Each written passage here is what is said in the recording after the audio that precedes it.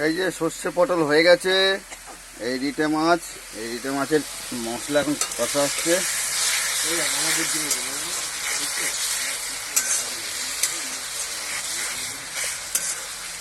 সব গামপা করে কষিয়ে নিয়ে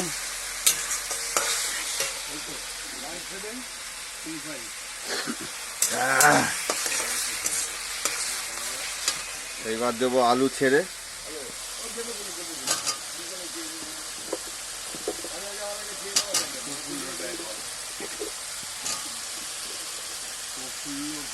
এইবার ভালো করে মশলাটাকে ভালো করে কষাবো আলুটাকে। চন্দ্রমুখী আলু তো ওই জন্য একটু লেটে দিলাম।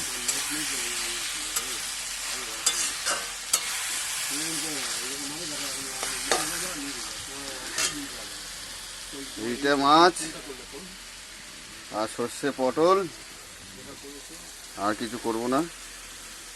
এখন আছে ফ্লিপকার্টে, গাড়ির মধ্যে রান্না হচ্ছে, বাসের মধ্যে।